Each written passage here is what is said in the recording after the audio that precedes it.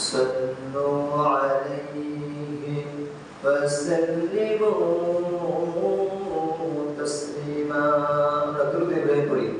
اللهم صل على محمد وعلى آل محمد كما صليت على إبراهيم وعلى آل إبراهيم إنك حميد مجيد.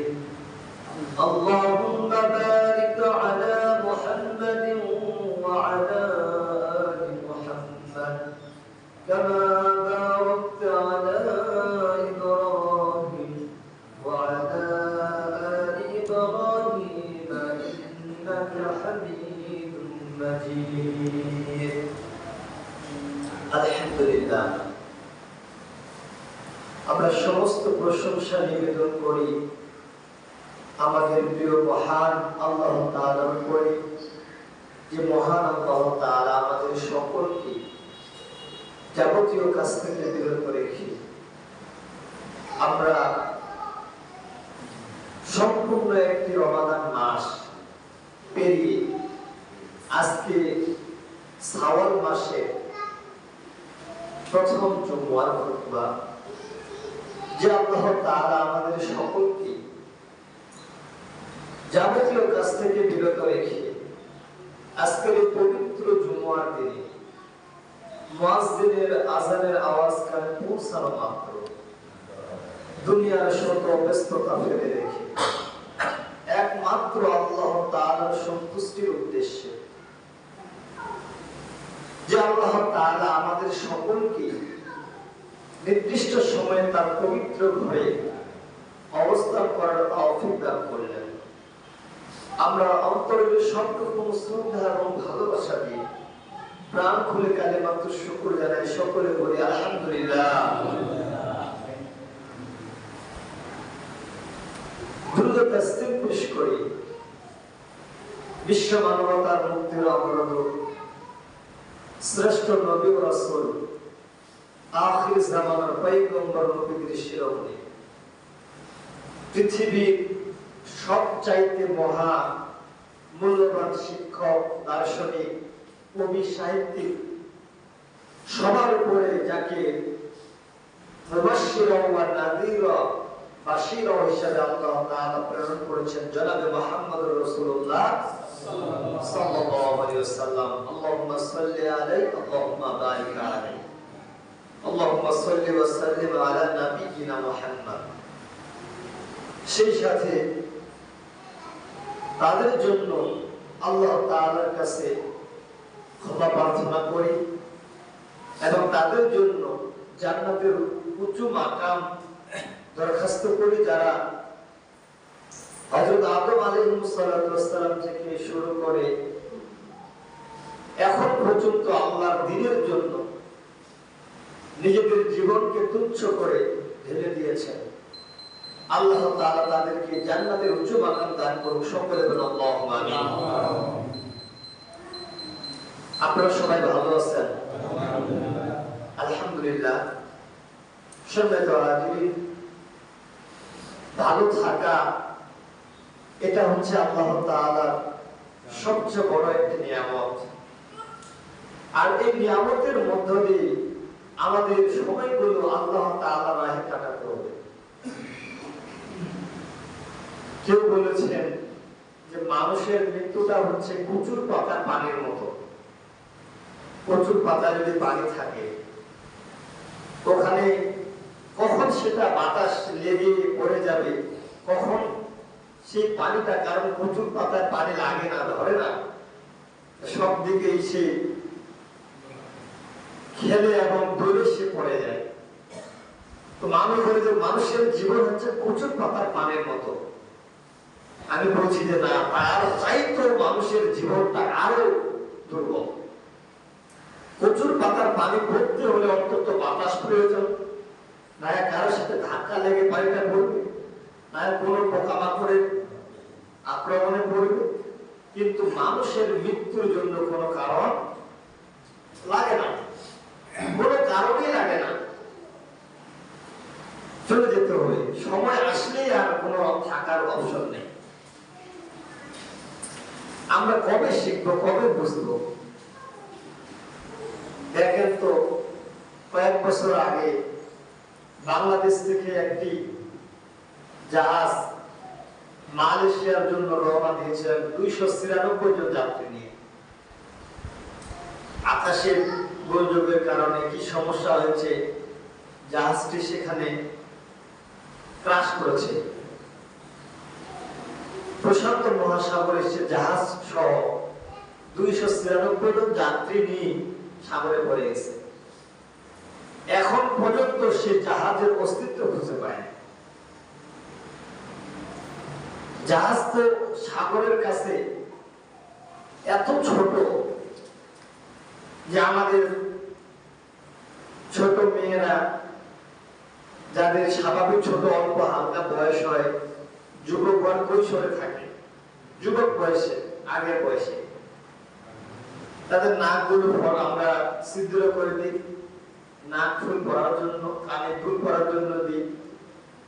এই মেয়েরা যদি পুকুরে গোসল করতে যায়, তাদের নাকের ফুল যদি খুলে পড়ে যায়, বলে তো সেটা পাওয়া কি সম্ভব? কারণ পুকুরের তুলনায় নাক ফুলটা অতি সূক্ষ্ম, পানি বালি দিয়ে কাদা দিয়ে একেবারে ভরপুর। যেমন পুকুরের কাছে নাক ফুলটা অত্যন্ত ছোট এবং নিখুঁত, প্রশান্ত মহাসাগরের কাছে ওই জাহাজটা সে নাক ফুলের মতো। আচ্ছা বলেন তো, সেই জাহাজে কি কোটি কোটি টাকা মালিক ছিল না? বিঘা বিঘা জমির মালিক ছিল না? ব্যবসায়ী, প্রতাপশালী, কত ধনাত্মশীল ব্যক্তি ছিল। দেখেন যে 3.5 হাত জায়গা খুঁজে পায়, কাফনের কাফনটা শুধু পায়নি, এভাবেই চলে যেতে হয়। সেটাই হচ্ছে মৃত্যু। আপনারা দেখবেন পদ্মায় ফেরিতে চোখের সামনেই কতগুলো প্রাণ ঝরে গেল। আচ্ছা তাদেরকে যদি বলা হতো যে এটা কিছুক্ষণ পরেই পদ্মায় এভাবে পড়ে যাবে, বলেন তো গামছা লাগাকে তাকে টেনে তুলা যেত? তুলা যেত না। দুনিয়ার মানুষটা চায় যে আমার 1 বিঘা জায়গা 2 বিঘা জমি হোক, হারাম ভাবে, আত্মসাৎ ভাবে, খারাপ কর্ম দিয়ে সে দুনিয়াটাকে আঁকড়ে ধরতে চায়। কিন্তু কেউ চায় না যে আমার মাটিটা তো 3.5 হাত, আর 1 হাত বাড়াই দিয়ে, একটু বাড়াই দিয়ে তো খবর না। কেউ চাইছে কোনোদিন? ও দুনিয়াটা চায়, আমরা দুনিয়া চাই। আপনি একটু ভাবেন, কতগুলো মানুষকে আপনি 2 হাত দিয়ে মাটি দিলেন। এই যে আমি মামা মারা গেল গত শুক্রবারের দিন, নামাজ শেষে উনি আমার জন্য ওই কোণে বসে আছে। আমার হাত ধরে কান্নাকাটি করে বললো যে মামা আমার জন্য একটু দোয়া করিয়েন। আমি বললাম যে মামা আপনি টেনশন করিয়েন না। উনি বললেন যে আমি মনে হয় বেশি থাকতে পারবো না। তিনার আল্লাহ তাআলা তিনাকে অবশ্যই কোনো সিম্পটম দিয়েছেন যে আমার জন্য দোয়া করেন। আমি তিনার সন্তানের সাথে কথা বললাম যে বাবা যেন টেনশন না করে, কারণ দুনিয়া কতদিন আল্লাহ হায়াতের কাছে এটা আল্লাহ ভালো জানে। উনি আমার বললো যে তোমার ওনার আগের নাম্বারটা ছিল না, আমি অনেক আগে যোগাযোগ করছি। যেদিন উনি গত শুক্রবারের আগে শুক্রবার একটা দুর্ঘটনা ঘটছে এখানে, পরের দিন থেকে আমি তিনার নাম্বারে যোগাযোগ করতেছি বাসা থেকে, একটু কথা বলি। আর প্রতি তারাবির সময় আমি একজন থেকে নিয়ে আসতাম, এখন ওনাকে নিয়ে ওনার বাসায় গেলে একটু লেট হলে কি বিরক্ত মনে করে, জন্য যাওয়া হয়নি। তো নাম্বার তো আমি যোগাযোগ করতেছি, তো তার সাথে যোগাযোগ হচ্ছে না। পরে আমি বললাম যে মামা আপনার তো নাম্বার আমি ফোন দিচ্ছি, ফোনে পাচ্ছি না। তো বলছে আমার তো ওইটা নাম্বার সমস্যা আছে, নাম্বার দিল আমাকে। এবং ওনার ছেলের সাথে বললো যে ওনাকে, ওনার ছেলেরা ভয় করতেছে যে বাবা আছে কি হয় না হয়। তো আমি বললাম যে দেখেন সমস্যা হবে, এখানে তো সবাই ভালো আছে, আল্লাহর রহমতে কোনো পরিবেশ খারাপ নেই, তো আসেন, টেনশন করিয়েন না। দেখুন আল্লাহ তাআলা তিনাকে নিয়ে গেছেন। আল্লাহ তাআলা তিনার ভালো আমলের বিনিময়ে যেন তিনাকে মাফ করে দেন। সকলে বলুন আল্লাহুম্মা আমিন। আর দুনিয়াতে আমাদের চলতে ফিরতে এগুলো থাকে, লেগেই থাকে মানুষের সাথে। আসলে এটা তিনিও যে অপরাধ করে তিনিও মৃত্যুর পরে বুঝতে পারেন। আর যেটা যাদের সাথে আচরণটা হয়ে থাকে, প্রথম অবস্থায় খারাপ লাগে, এখন মারা গেছে কোনো কষ্ট লাগতেছে না, এটা স্বাভাবিক। এজন্য আমরা দুনিয়াতে থাকা অবস্থায় আমরাও চাইবো যে আমার দ্বারা যেন কোনো মানুষ কষ্ট না পায়, ক্ষতিগ্রস্ত না হয়, কারণ এই কয়েকদিনের জীবন। আমারও তো রাগ হয়, আমার কি রাগ নাই? আপনার রাগ নাই? সবারই রাগ আছে। আসলে এই রাগটা কন্ট্রোল করাই হচ্ছে মুত্তাকিদের বৈশিষ্ট্য। একটু সত্য থাকা, মানুষের সাথে আচার লেনদেন, মুআমালাত, ভালো মন্দ এবং মানুষের ভালোবাসা, এগুলো অর্জন করা ভালো। কিন্তু মানুষের ক্ষতি করে আপনি কখনো সুখে থাকতে পারবেন না, আপনার যন্ত্রণা বইবে, সেটা মৃত্যুর পরে হোক এবং দুনিয়াতে হোক। সমস্যাহীন মানুষ কেউ নেই। আপনি বিয়ে করেছেন, আপনার বউর সাথে একটু হলে আপনার ঝগড়া লাগবে, হুজুর হলে কি তা লাগে না? লাগে না? আপনি যত ভালো করার চেষ্টা করেন, ফ্যামিলিটাকে সুন্দরভাবে গোছাতে এবং সাজাতে, আপনার মন মতো আপনার পরিবারের স্টাইলটা আলাদা, আপনার শ্বশুর বাড়ির স্টাইল আলাদা, কিন্তু আপনার সাথে মেকআপ খাইতে হলে একটা বছর আপনাকে খাটতে হবে। অপমান হতে পারে, ঝগড়া হতে পারে, মারামারিও লাগতে পারে, কিন্তু এর মানে কি আমরা হালকা ছেড়ে দিই? ছাড়ি না আমরা। যে রমজান মাস আমরা পেরোলাম, শুনেন কয়েকটা গুনাহ আছে, আপনি যতই ভালো ইবাদত করেন, এই গুনাহগুলো বান্দা যদি ক্ষমা না করে আপনি ক্ষমা পাবেন না। আমি দাঁড়ায় বললাম আমার বাবা মারা গেল, মা মারা গেল, আমার সন্তান মারা গেল, আমি দাঁড়ায় বললাম আমার বাবা কিংবা আমার মা যদি কারোর সাথে কোনো বেয়াদবি করে থাকে, তাহলে আপনি আল্লাহর রাস্তায় কি করে দেন? আপনারা মাফ করে দেন। সে জায়গা আমরা সবাই মাফ করে দিই। এমন কোনো ব্যক্তি আছে যার সাথে অনেক খারাপ ঘটে গেছে, ও অনেক কঠোর পাথর, ও মাফ করতে চায় না, সেটা প্রকাশ্যে না বললেও অন্তর দিয়ে ঘৃণা করে, আছে এমন ব্যক্তি আছে না? তো এখন সবাই আপনি তার কাছে আপনার মাফ করে দিলেন, কিন্তু ওর সাথে আপনার জীবনে অনেক খারাপ ঘটনা ঘটে গেছে, আছে না এমন? ওর কাছে কি আপনি ক্ষমা চাইতে পারছেন? তো আপনি তো পারলেন না মাফ দিতে। আপনি মাফ করে দিলেন, কিন্তু আপনি মাফ তো নিতে পারলেন না। এই জন্য রাসূলের সিস্টেম হচ্ছে, রাসূল সাল্লাল্লাহু আলাইহি ওয়াসাল্লাম যা তার উম্মতকে শিখিয়েছেন, যে কারোর সাথে ঝগড়া লাগলে, বিবাদ লাগলে 24 ঘন্টার ভিতরে তার সাথে তুমি এটা মীমাংসা করো। তার সাথে কথা বলে যে আমি এটা বলে ফেলেছি, নিজেকে আত্মসমালোচনা করে, নিজেকে নিয়ে বুঝেন, একটু ভাবেন। আপনার তো ঝগড়া বাদ থেকে আপনি তো দুই একটা কথা বলে ফেলেছেন যেটা বলার দরকার ছিল না, হয় না? এমনটা আপনি বলতে চাইতে বলে ফেলেছেন, আপনার দ্বারাও কিছু কথা আসছে। তো সব মিলিয়ে আমরা মানুষ, সামাজিক জীব, আমাদের ভিতরে থাকবেই। আল্লাহ আমাদেরকে হিংসা, বিদ্বেষ, ঝগড়া, ফাসাদ, লোভ, এগুলো সমন্বয়ে আমরা গঠিত। কিন্তু এগুলো পীড়ন করে, এগুলো ধ্বংস করে মনটাকে, জৈবিক চাহিদাকে আমরা বিসর্জন দিয়ে আমরা আত্মিকভাবে আল্লাহ তাআলা শরণাপন্ন হয়ে আল্লাহর ওলিতে আল্লাহ আমাদেরকে পরিণত করে দিলেন। সুবহানাল্লাহ। এই রমাদান মাসে পেরিয়ে যে একটি শিক্ষা আমাদেরকে আল্লাহ তাআলা দিলেন, পুরো 11টা মাসের শিক্ষা।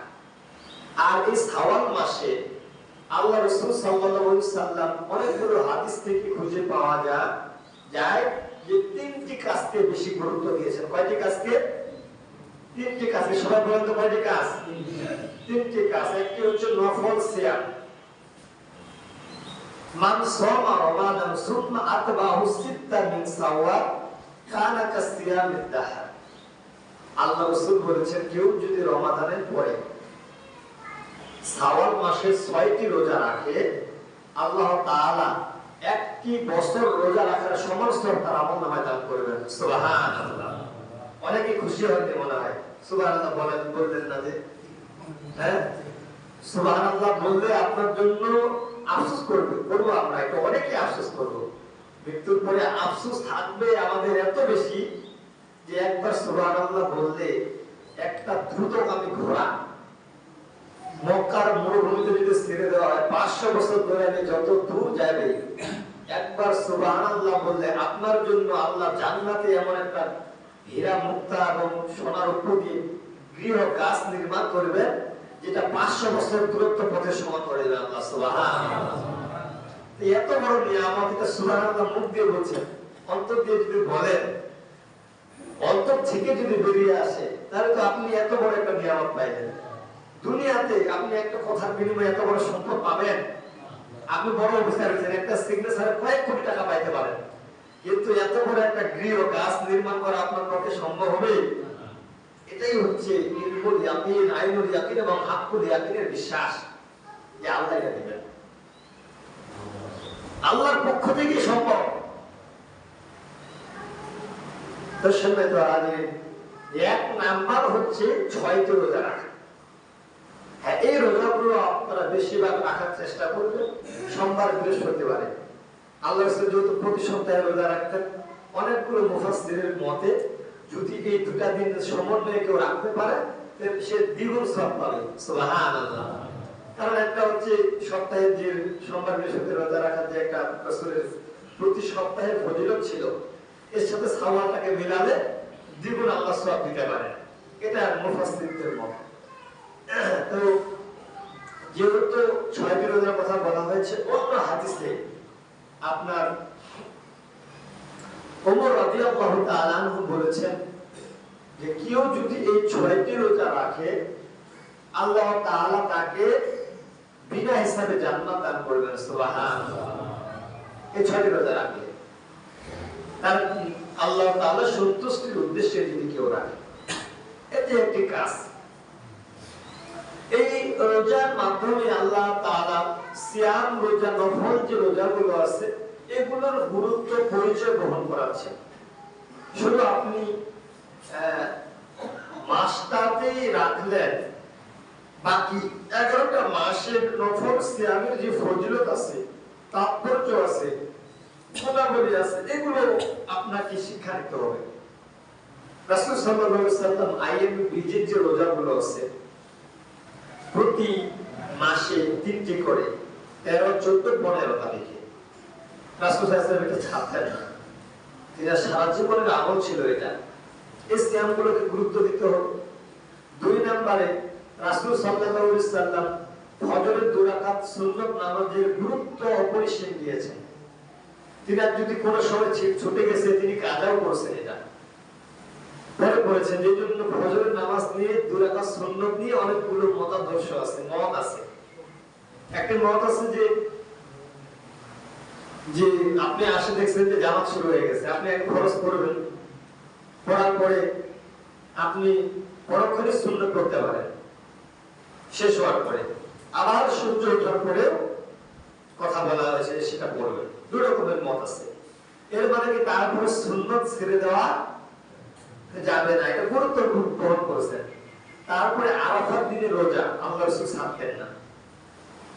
আরাফাত দিনে রোজা, মুহররম মাসের যে রোজাগুলো আছে, সিয়ামগুলো আছে, এগুলো ছাড়তেন না।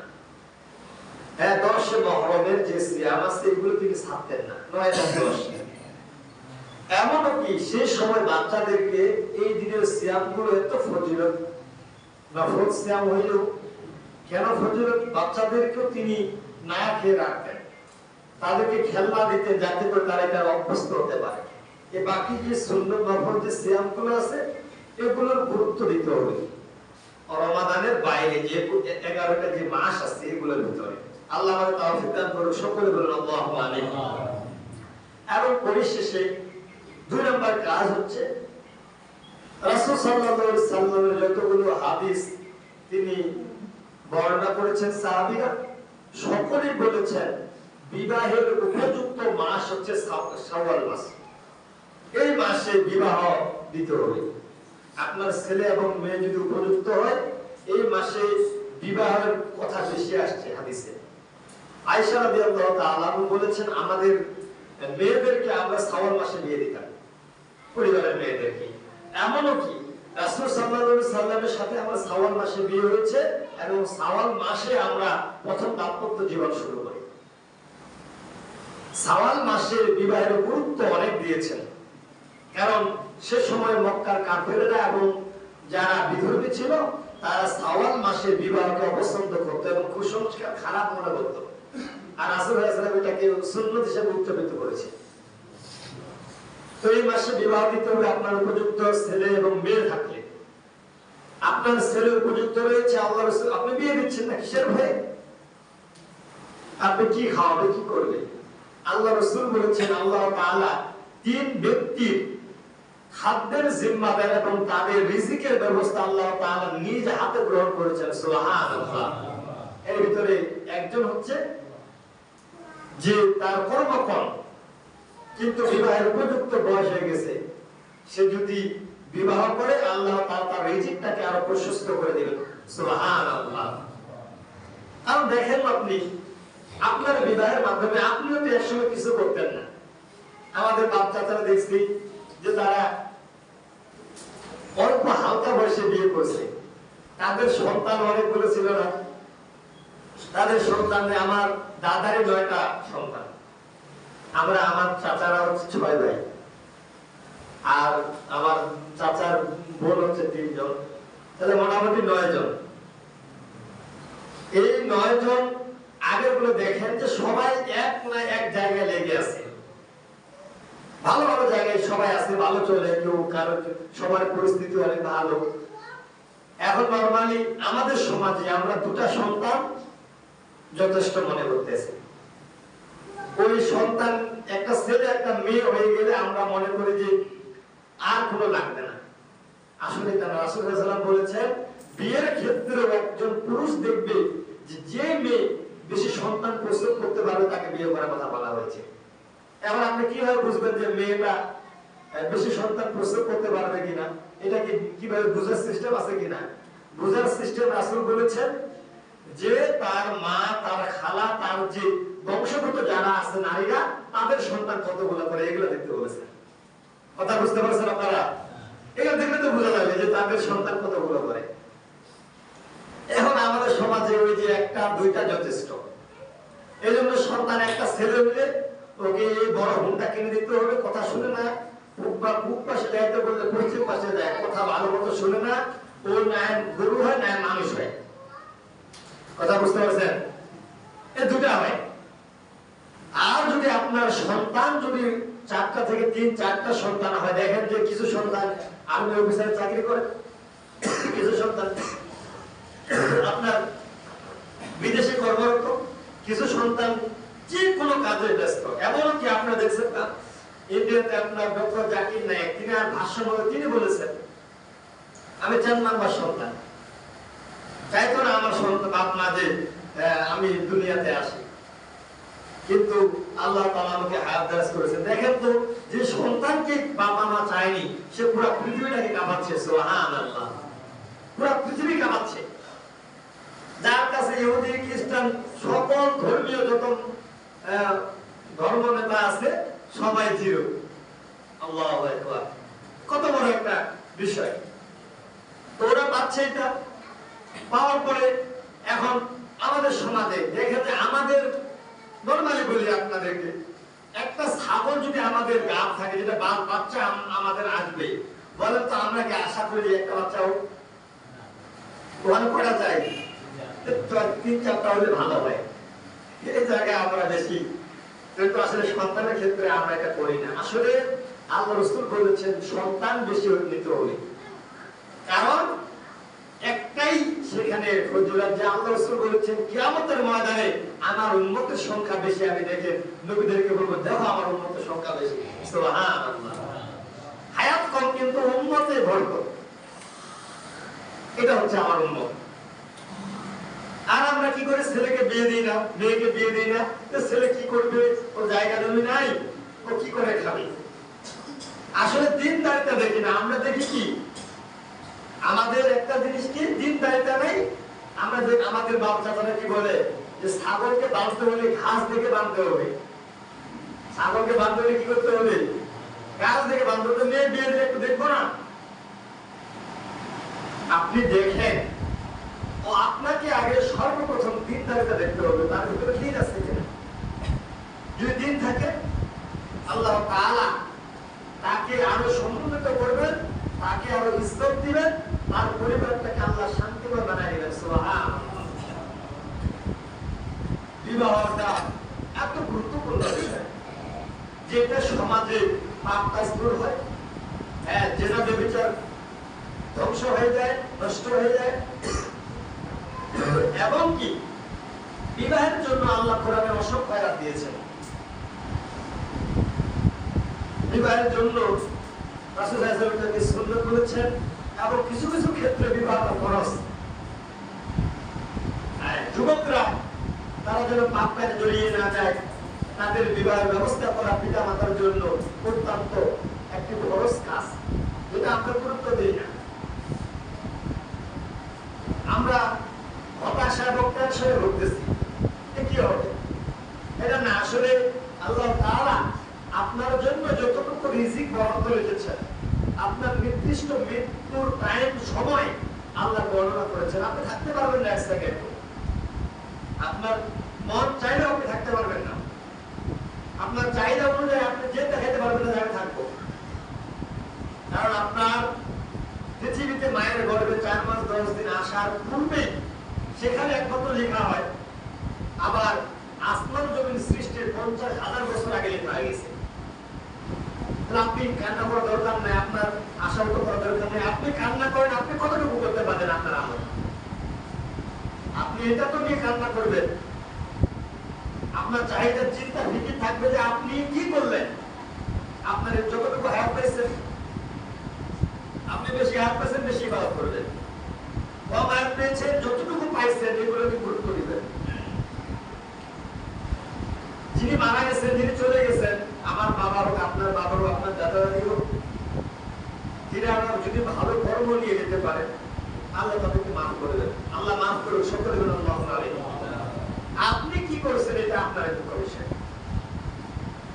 তিনাদের যত দিন যাচ্ছে ফিতনা বেড়ে যাচ্ছে, অশ্লীল ভিডিও, পর্নোগ্রাফি এবং টেলিভিশন, মোবাইল, এটা পাপের ছোঁয়াছুঁয়ি।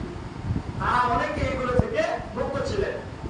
আপনার পিতা ওর টাচ মোবাইল দেখছে কোনোদিন, অনেক পাপ থেকে মুক্ত।